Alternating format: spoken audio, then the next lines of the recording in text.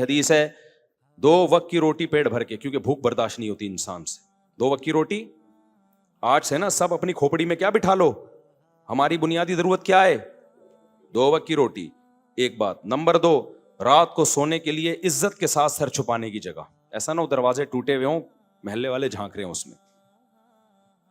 عزت کے ساتھ سر چھپانے کی جگہ جہاں مچھروں سے اور شدید گرمی اور شدید سردی سے حفاظت ہو جائے.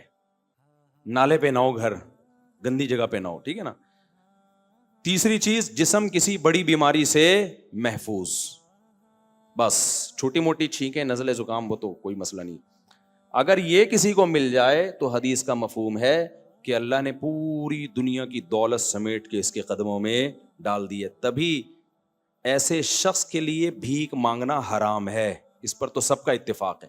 جس کے پاس 2 ٹائم کی روٹی کا انتظام ہو نا, اگلے دن کے لیے بھیک نہیں مانگ سکتا وہ. کبھی آج تو کھاؤ نا پہلے, جب کل آئے گا بھوک لگے گی تو دیکھا جائے گا. اور امام شافعی کی رائے یہ ہے کہ ایسے شخص کو زکوٰۃ دینا بھی جائز نہیں ہے. لیکن امام حنیفہ کی رائے یہ ہے کہ اگر وہ صاحب نصاب نہیں ہے تو زکوٰۃ دے سکتے ہیں. یعنی امام صاحب کا زکوٰۃ کے معاملے میں موقف تھوڑا نرم ہے. مانگنا جائز نہیں ہے اس کے لیے زکوٰۃ. وہ مانگتا نہیں ہے تو آپ دے سکتے ہیں اس کو. سمجھتے ہو کہ نہیں سمجھتے؟ لیکن امام شافعی کا موقف تو بہت سخت ہے. وہ کہتے ہیں جب 2 ٹائم کے کھانے کا انتظام ہے تیرے پاس, سر چھپانے کی جگہ ملی ہوئی ہے, کوئی بڑی بیماری بھی نہیں ہے, تو اب کیوں مانگ رہا ہے بھائی تو؟ یعنی مانگنا تو امام صاحب کے نزدیک میں ناجائز ہے, لیکن آپ دے کیوں رہے ہو اس کو زکوٰۃ؟ وہ ضرورت مند تھوڑی ہے. نہیں آئی میرا خیال ہے بات. اور ہم سب اپنے آپ کو زکوٰۃ کا مستحق سمجھ رہے ہوتے ہیں. اندازہ لگاؤ یار, بدتمیزی کی انتہا ہے یا نہیں ہے. لیکن بہرحال امام حنیفہ کا موقف سخت ہے کہ اس کے لیے مانگنا تو جائز نہیں ہے. مانگ نہیں رہا, لیکن آپ کو پتا ہے کہ صاحب نصاب نہیں ہے, 1.5-2 لاکھ جو 52.5 تولے چاندی کی قیمت کے برابر رقم نہیں ہے, تو پھر زکوٰۃ اس کو دی جا سکتی ہے. تو یہ خوب سمجھ لو میرے بھائی. آگے اللہ فرماتے ہیں, اے اللہ جب یہ دنیا 2 ٹکے کی ہے تو پھر ٹکے کا ہے کیا؟ 2 ٹکے سے زیادہ کی کیا چیز ہے؟ پھر ہم اس کو فوکس کرتے ہیں, کیا خیال ہے؟ ابے دیکھو, تم جب دکان میں جاتے ہو, آپ نے کوئی چیز خریدنی ہے, دکاندار نکال کے کہتا ہے یہ دیکھیں آپ کہتے ہو ماشاءاللہ یہ کتنے کی؟ کہتے ہیں یہ تو 2 ٹکے کا ہے. آپ کا دل ایک دم ہٹ جائے گا نا, بھائی یہ معیاری چیز نہیں ہوگی, پائیدار نہیں ہوگی, مجھے یہ بولو نا نہیں چاہیے. سر کوئی دوسری چیز دکھائیں, کوئی گھڑی لے رہے ہو مثال کے طور پر, دوسری گھڑی دکھائیں. اس نے گھڑی لائی, یہ کتنے کی ہے؟ یہ بھی حقارت سے کہہ رہے یہ بھی 2 ٹکے کی ہے. آپ کو ابے یار ہٹا اس کو, کوئی اور گھڑی دکھا یار. وہ ایک اور گھڑی لا, سر یہ گھڑی کتنے کی ہے؟ یہ بھی 2 ٹکے کی ہے. آپ کو یار تیرے پاس 2 ٹکے سے زیادہ کی کوئی چیز ہے تو دکھا دے, تو کیا خیال ہے یہی کہو گے نا؟ کیا ٹکے لگا کے رکھا ہوا ہے تو نے؟ پھر وہ اندر سے جاپانی گھڑی لے کر آیا, ڈائمنڈ لگا ہوا ہے, کہہ رہا ہے یہ 2 ٹکے سے زیادہ کی ہے. لیکن یہ اتنی زیادہ کی ہے کہ 2 ٹکے کا آدمی ایسی گھڑی خرید یعنی کوئی بزبان حال کہہ رہے آپ خود بھی کتنے ٹکے کے ہو, آپ خود بھی 2 ٹکے. تو یہ بہت مہنگی ہے.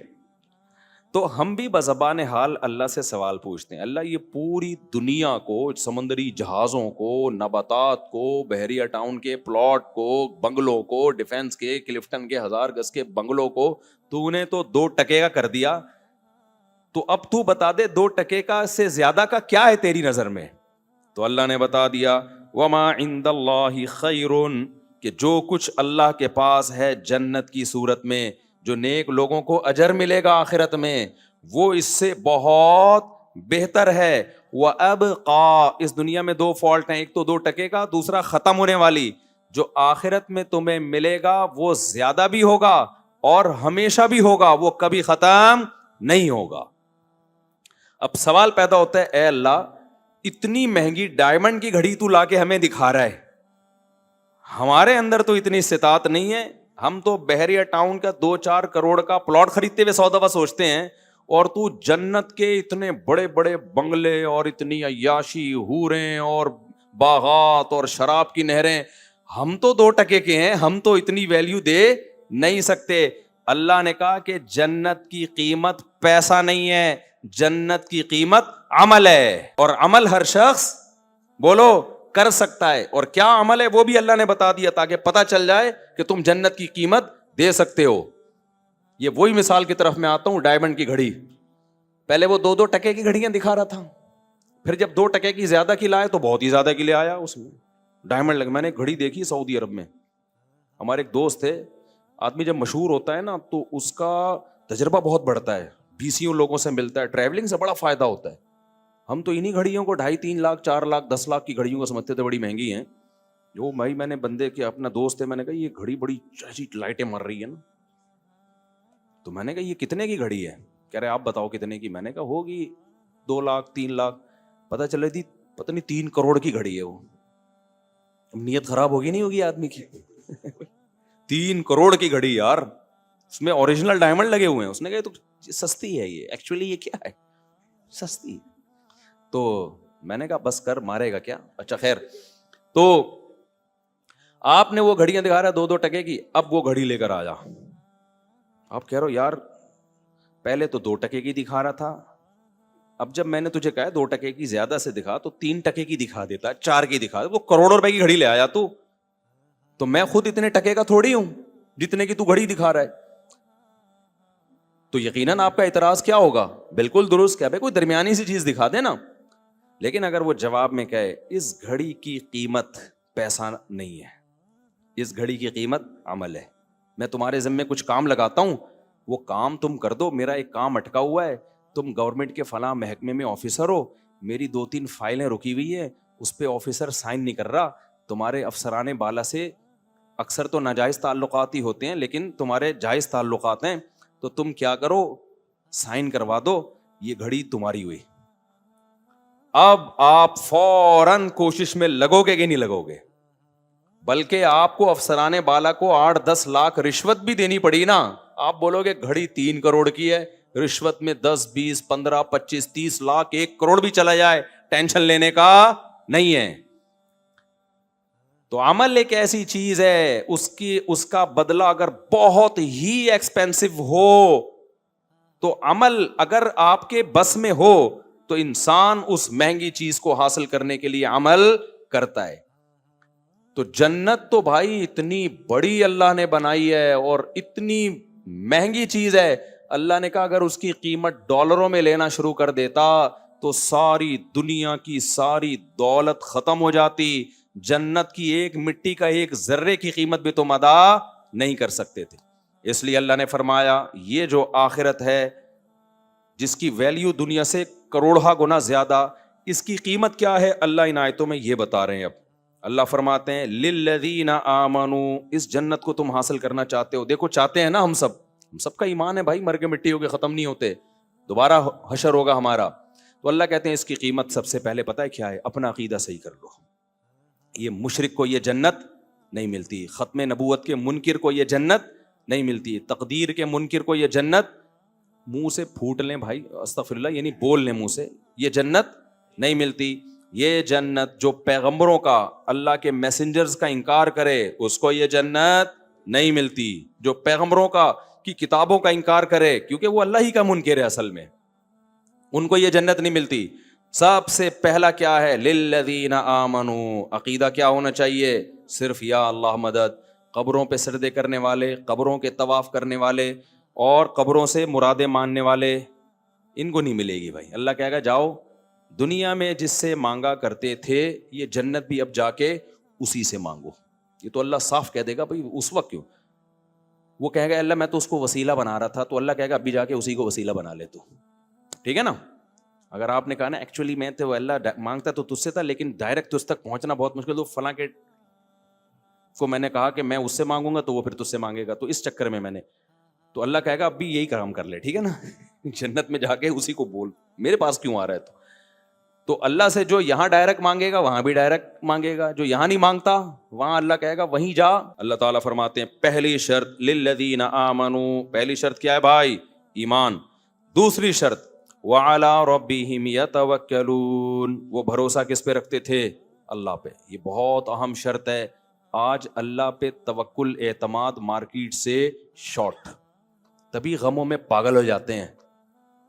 یقین ہی نہیں کرتے کوئی اللہ ہے جو ہمیں غم سے نکال سکتا ہے. خوشیوں میں اترانے لگتے ہیں، ڈر ہی نہیں لگتا کہ کوئی اللہ ہے جو ہم سے خوشیاں چھین بھی سکتا ہے. تو چوڑے نہ ہو جاؤ. حرام کی طرف کون جاتا ہے؟ جسے اللہ پہ توکل نہیں ہوتا، وہ اسباب پہ نظر رکھتا ہے۔ نسل کون روکتا ہے بچے پیدا کرنے کی؟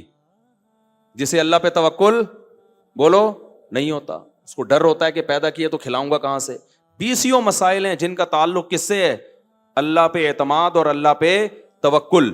اسباب اختیار کرنا فرض ہے، اسباب اختیار کیے بغیر توکل حرام ہے، لیکن وہ اسباب جو شریعت نے بتائے ہیں، جو اسباب نہیں بتائے وہ اختیار کرنا جائز نہیں ہے۔ مال بڑھانے کے لیے نسل روکنا، یہ اسباب اسلام نے نہیں بتایا ہے بلکہ الٹا بتایا ہے۔ تو آج اسباب وہ اختیار کر رہے ہیں جو حرام اسباب ہیں۔ اب کوئی ڈاکو سے پوچھے کہ تو کیوں ڈکیتیاں کر رہا ہے؟ آج کل جماعت اسلامی کے ذمہ دار شہید ہو گئے یار، یہاں پہ ڈاکو نے گولی مار دی ادھر ہی، بہت سنے اور بہت نیک انسان تھے اور شہادت کی دعائیں بھی کرتے تھے، تو اب ان کو یہاں کل ڈنڈا موڑ کے قریب نا کل ڈاکو نے گولی ماری ہے۔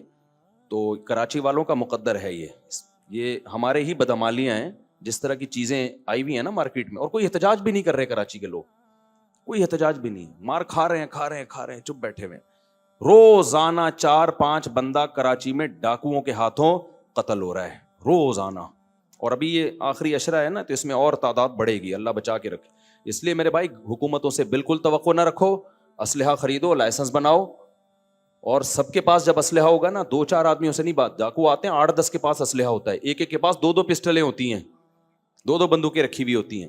جب گلی محلے میں ہر دکان والے کے پاس اسلحہ ہوگا نا، چاروں طرف سے فائرنگ ہوگی تو فائدہ ہوگا، ورنہ یہ حکومت ہمیں مرنے دے گی بھائی۔ ان کو کوئی، آپ بکروں کی طرح کٹتے رہو، پتنگوں سے کٹتے رہو۔ دنیا میں کسی ملک میں دیکھا پتنگ سے بندہ مرا ہو؟ دھماکوں سے مرتے ہیں، فائرنگ سے مرتے ہیں۔ یہ وہ واحد ملک ہے جس میں ڈوروں سے گلے کٹ رہے ہیں اور پھر بھی کوئی قانون سازی نہیں ہو رہی۔ تو کچھ بھی امیدیں نہ لگاؤ، اپنا ڈیفینس خود کرو۔ سمجھتے ہو کہ نہیں سمجھتے؟ ہمیں پولیس آ کے کہتی ہے کہ آپ لوگوں کو ترغیب نہ دیں گے پبلک ڈاکوؤں کو مارے، خود میں جلائے، یہ تو ہر پولیس والے کہتے ہیں مفتی صاحب یہ ڈاکوؤں کو لوگ جلاتے ہیں، آپ منع کی، قانون ہاتھ میں نہ لیں۔ میں نے کہا ہاں، وہ ڈاکو پکڑیں، آپ کے حوالے کریں، آپ کورٹ میں لے کے جائیں، کوئی گواہی دینے نہ آئے، ڈاکو پھر تجربہ کے بعد باہر نکلے کہ ایکچولی اب جو میں نے یہ غلطی کی تھی دوبارہ میں غلطی نہیں کر سکتا۔ لا قانونیت میں اندھا قانون ہے میرے بھائی۔ جو ڈاکو کو چھوڑ دے گا قیامت کے دن عذاب میں الٹا لٹکا ہوا ہوگا کہ تو نے چھوڑا کیوں اس کو۔ اپنا ڈیفینس پہلے کریں، لیکن اگر پکڑائی میں ڈاکو آ جاتا ہے نا تو جو چھوڑے اپنے گھر لے جائے پھر وہ اس کو، سمجھ رہے ہو؟ تو یہ نہیں ہو سکتا بھائی، یہ جو چل رہا ہے اندھا قانون۔ روزانہ جوان موتیں، مرد، بچے، عورتیں، ڈاکو کے سینے میں تو دل ہوتا ہی نہیں ہے۔ تو اس لیے سب لوگ لائسنس والا اسلحہ رکھو، اور کوئی بات نہیں، ایک گولی لگ گئی تو 4 اس کے بھی تو لگیں گی نا، ایسا نہیں ہوتا اندھا قانون۔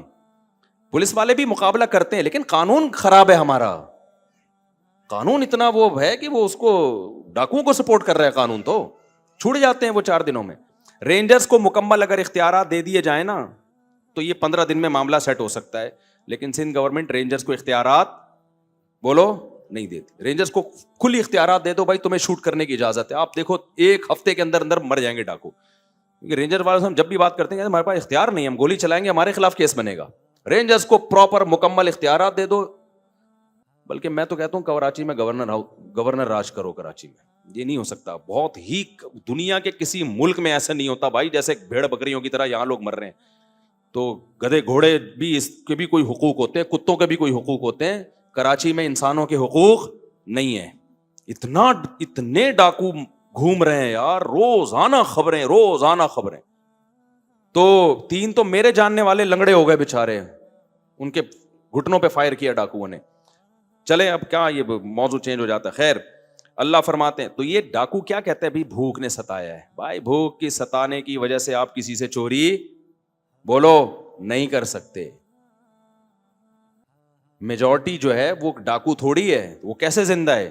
آپ کسی سے اس کی جان نہیں لے سکتے، یہ کوئی عذر نہیں ہے۔ آگے اللہ تعالیٰ فرماتے ہیں والذین یجتنبون کبائر الاثم، اللہ کہتے ہیں جنت میں جانے کے لیے یہ ضروری ہے کہ یہ وہ لوگ ہیں جو قیمت ہے نا جو ڈائمنڈ والی گھڑی کی، وہ اللہ بتا رہے ہیں یجتنبون کبائر الاثم، کہ یہ کبیرہ گناہوں سے بچتے ہیں۔ کتنا بڑا اللہ نے احسان کر دیا کہ چھوٹی موٹی خطائیں ویسے ہی اللہ کہتے ہیں چھوٹی موٹی خطائیں میں یا تو دنیا میں یہ سزا دے دوں گا یا اپنی رحمت سے ویسے ہی معاف کر دوں گا، یا نمازوں سے معاف ہو جائیں گی، روزوں سے معاف ہو جائیں گی، تراویح سے معاف ہو جائیں گی، تلاوت سے معاف ہو جائیں گی، لیکن کبیرہ گناہ توبہ کے بغیر معاف نہیں ہوتا۔